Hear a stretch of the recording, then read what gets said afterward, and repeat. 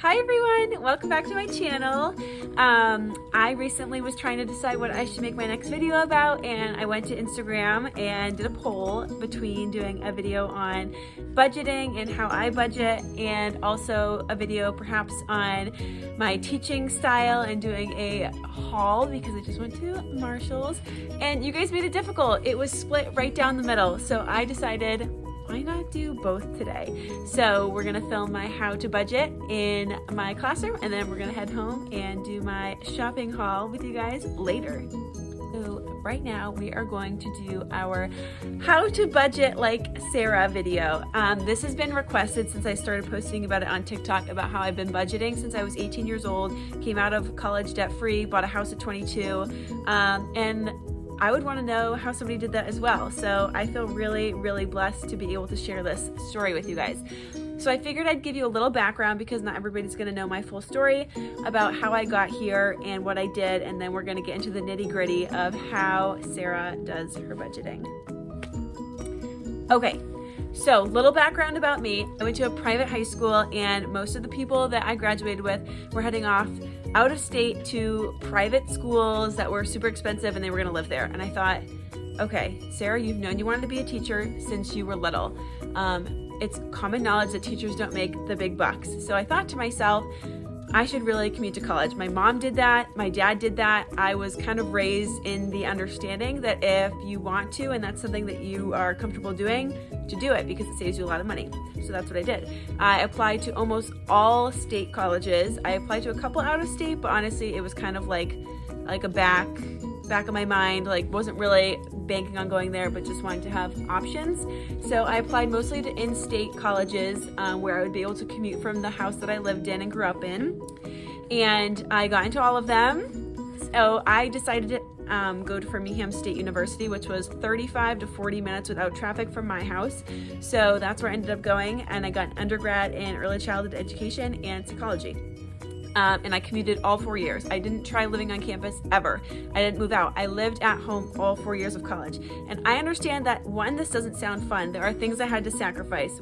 I had to sacrifice the college lifestyle of going out and partying and drinking and making friends. I gave up a lot to live at home and save money. I also had to give up the opportunity to play sports there. I played basketball all throughout high school and middle school, and I loved it, and I would have loved to play at the college level. And their assistant coach came and watched me in my district game in high school. They were going to let me join the team, most likely. They were going to let me join. But they said, and they were very open about how it's really hard for commuters to play on organized sports teams in college. So I passed that up, and I decided, you know what, I'd rather save the money and be able to work all through college and commute from home instead of playing a sport that I love. And that was a sacrifice, and not everybody wants to make that sacrifice. Not everybody can live at home for free in college, so I understand that that's not an option for everybody, but that's what I did personally. So that was my college decision. I commuted all 4 years. I had a job lined up the summer before I started college at a daycare where I worked part-time throughout the school year in college, and I worked full-time there over the summers. So just to recap, lived at home all 4 years, did not move out, did not have to pay for room and board. I commuted all 4 years and had to make sacrifices in order to do that, and I worked all throughout college. Now, another thing about me is that I did not work a day in high school. I did not have a car. I got my license late. I was a 3-season athlete. I was on student council. I was in drama. I didn't work. So I didn't have any money to my name when I started college, which was another reason that I wanted to do it the way that I did. But obviously I thought, okay, now that I have a full-time job, essentially, you know, over summers and then throughout the school year, and I am paying for things like books, tuition, I need to set up a plan. I need to set up a budget. I've watched my parents budget all their lives. My mom didn't work. She stayed home and raised us. So my dad was the sole income in our family. And she is so good with our money. Like, she manages all the money that they make, or that he makes, I should say. And like, she's got a strict budget that she follows weekly. She like would put money in envelopes, and that was her grocery money for the week, or that was their money for other things that week. Really good budgeting system. Now, that's not what I did, but I took those skills and those life lessons that I learned from them, and I decided to apply it to my own life. So because we live in such a digital world, I got up on a Google spreadsheet and I created a budget, and I would love to show you guys what that looks like a blank template that doesn't have my own information in it. So that's what we're gonna look at right now. Okay, so I just made a copy of my blanks budget so that you could get a sense of what it looks like, and this was the best way that I could find how to show it to you guys without my wobbly hand or like without having to keep pausing and going. So this is how we're gonna do it. This is on my desktop, and I've got you guys attached to my ring light. Okay, so when you're setting up a budget, I think it's really important to do the budget breakdown first, to think about everything that you're going to spend your money on. And you have to remember, guys, that you're not supposed to just write the fixed expenses and the things that you have to spend money on. You should also include things that you enjoy spending money on. For example, categories like eating out, shopping, getting gifts for people, fun. My fun category is honestly dedicated to like when we go out bowling or when we go skiing or even just to buy alcohol. Like that's my fun category. You need to work that into your budget in order for it to be successful. I feel like people that try to get really strict from the get-go with budgeting end up just failing and feeling like failures, and you don't want that. So maybe you know there are fixed expenses like my mortgage. Maybe it's always $1,000. You can put that in and that can carry over from month to month. Utilities, between Wi-Fi and electric and water going up and down, maybe you budget $250 for that. I'm just putting in numbers so you guys have something to work with.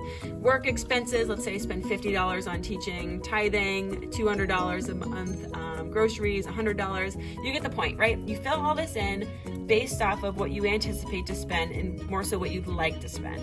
I would suggest when you're starting a budget, like I said, I did this 5 years ago, so I'm pretty good at it now. Create a budget that is going to have some leeway so that you don't feel, again, like a failure. Like if you say, okay, I'm only spending $25 this month on eating out, and you know that's not tangible, that's not feasible, you can't do that, then don't create that kind of restriction for yourself. So anyway, you're going to fill that out. Think of everything that you can put in this column. Something that's not over here that people might need is like gas money. You should have a gas section maybe for how much you spend on your car for gas. Maybe you have other expenses like a loan from college that should be over here. Everything that you're going to spend money on in some way, shape, or form has to be fit into a category so you can break down how much you're going to spend each month. Now, what I like to do is I like to create goals up here, and I like to say, you know what, I would like to earn or make $5,000 this month. I would like to spend only $2,500. And again, you're going to get that spending number right there, how much you spend based off of the total of these numbers. So if this totals up to $3,000, but you only want to spend $2,500, you're going to need to cut something down here, or you're going to have to rework this number. And then based off of my earnings, so what you can do is you can say, equals, and this will do it for you, this minus this, enter 2,500. That's the thing I like about spreadsheets, is that it can do the math for you if you set it up the right way.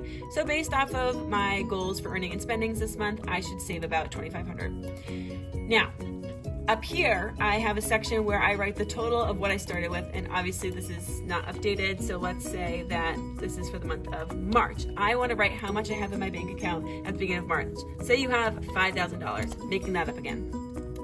Then, this is why I do this. I want to explain why I do this. If I want to save $2,500, that gives me a good sense of how much I should have at the end of the month. If I have $5,000 at the beginning, and I want to save, or I'm anticipated to save $2,500, that means next month at the beginning of April, I should have $7,500. And a good way to keep track of that too is down here. We're going to get there in just a minute. I also just wanted to point out, I don't know why this didn't end up getting bolded. Sorry, it's probably really hard to see. Hopefully you guys can see it okay. Over here is my breakdown. You don't have to do this, or I don't do this until the end of the month. So I look at what I wanted to save and what I wanted to spend and earn, and then I say, okay, for teaching, my teacher paychecks, I made $2,500 this month. I made $400 on tutoring, I made $100 on babysitting, and then $1,000 on rent. That's just random numbers, right? That should all equal close to about what I projected to earn. It's always good if you earn more than you projected to earn. That's always a nice little plus. And then down here is your spending breakdown. Again, you've got your fixed income, your fixed expenses, I know my mortgage is $1,000. My utilities ended up only being $220. That's awesome. Work, I went a little over and spent $70 instead of $50. And what I like to do is to see how I did as far as my breakdown versus what I actually spent. I might say, all right, Obviously, this is a fixed expense, so that's green. It stayed within budget. Utilities, also green. I actually was lower than I anticipated. That's awesome. That means I saved myself money. Work, I went over $20. That's something I should really be aware of. I'm gonna make that red. And again, maybe $70 is still not that much for you to spend on your work expenses. For me as a teacher, I spend so much money, so I need to check myself on this.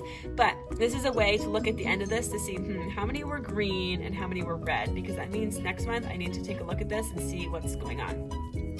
But again, these are two things, your expense breakdown and your earnings breakdown. You're gonna do that at the end of the month. Now, this is where it gets fun for me, but a lot of people have a hard time with a budget because you have to be doing this daily, if not weekly, if not daily. So over here is your earnings. You're gonna write, I made a $1,200 paycheck, and that was from my paycheck, my regular paycheck.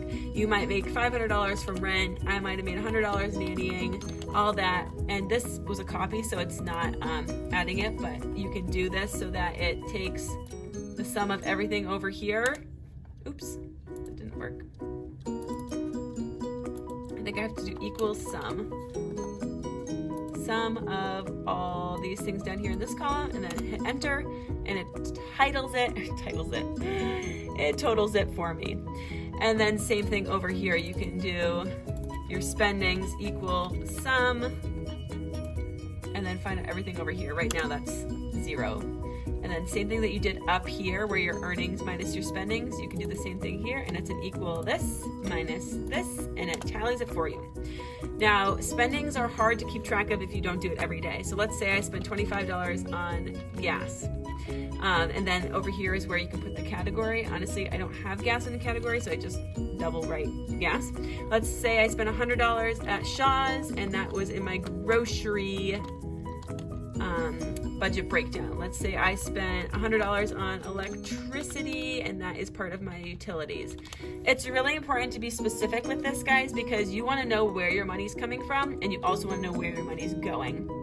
Honestly, most people I know that need to set up a budget is because they're spending small money places, whether at Dunkin' Donuts on a coffee or on Teachers Pay Teachers or little things like that you're not keeping track of, and that's where all your money's going. So maybe I did get a coffee at Dunkin'. I need to write that, and that's eating out. For me, that's how I would categorize eating out.